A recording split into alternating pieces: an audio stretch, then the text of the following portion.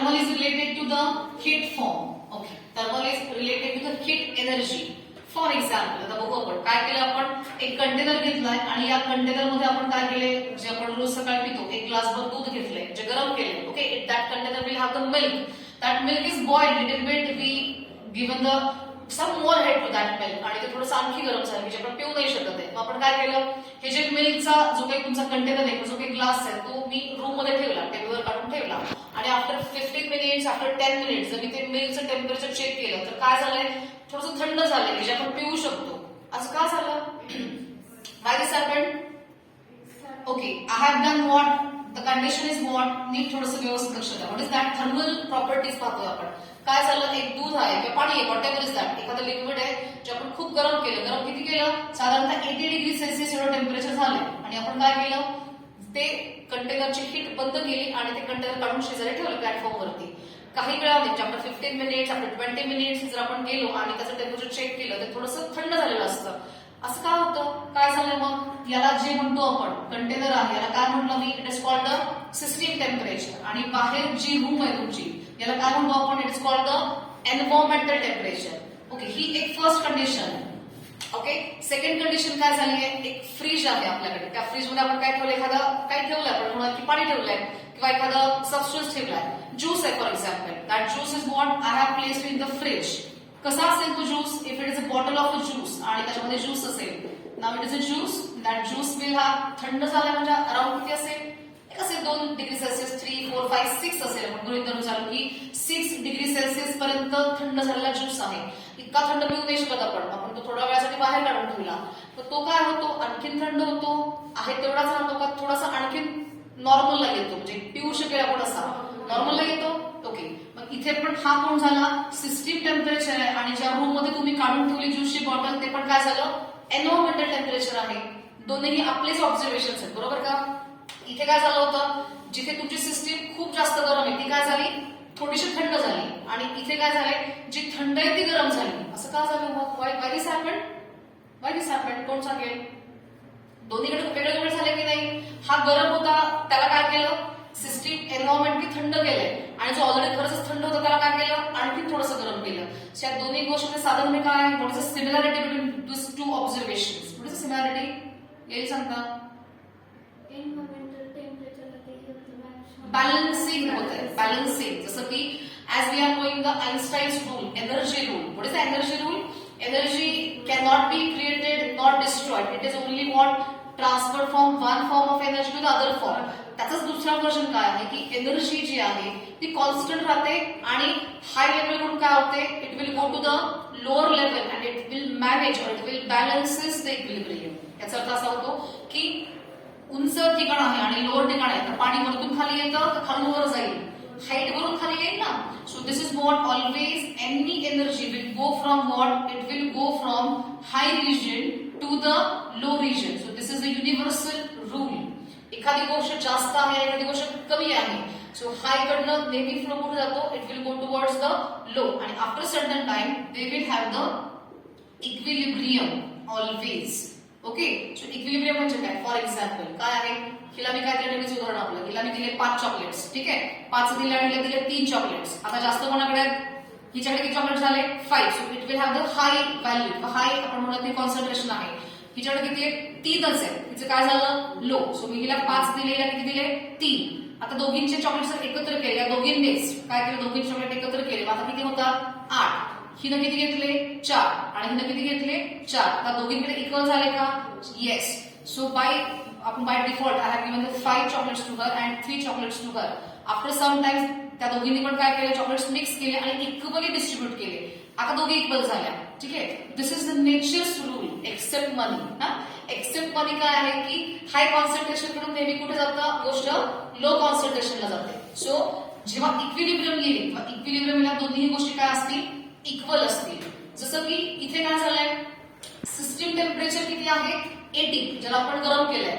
Environmental temperature on an average किती असतं, आपल्या आसपास जी रूम आहे एक नॉर्मल टेम्परेचर किती असतं, 22 पर्यंत आहे. Room temperature is always around 22 to 26.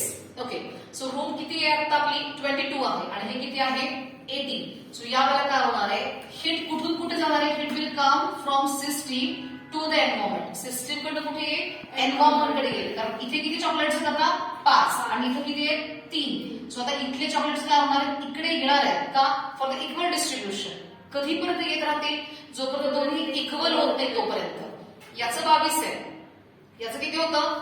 80. आता हा 22 होईपर्यंत हिट इकडून इकडे येत राहणार आहे. Whenever the milk will have the temperature from 80, it will convert to 22 degrees Celsius. Heat ही सतत बाहेर पडत राहते. कळतंय? जोपर्यंत 80 वरून टेम्परेचर 22 होत नाही तोपर्यंत हीट सतत काय होतीये? बाहेर येत राहतीये. आणि बाहेर येऊन काय होणार आहे? जेव्हा दोन्ही गोष्टी इक्विलिब्रियमला येतील ऍट द टाइम हे हीट बाहेर येणं थांबणार आहे. Okay, my question is that जर माझं दूध थंड होत आहे मग रूम गरम का नाही होत रे? बरोबर ना, हीट मिळाली ना. मग हे 22 से 22 कसं काय राहिलंय? 22 से 24, 26, 28, 30 का नाही झालं?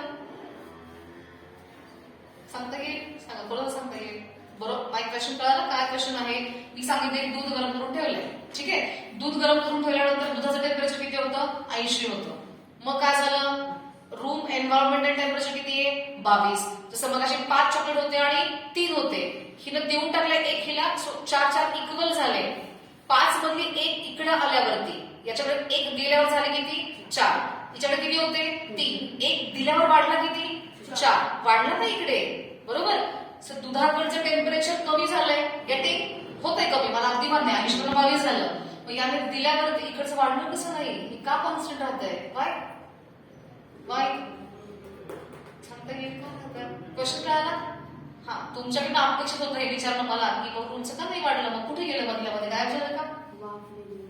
वाफेने निघून गेलं. वाफच आली इथे ना, वाफच रूम मध्ये आली. मग रूम का नाही गरम झाली? का नाही झाली? आदित्य का नाही झाली? Yes yes yes, room have environment will have the higher volume ना. याचं व्हॉल्यूम लिमिटेड आहे का?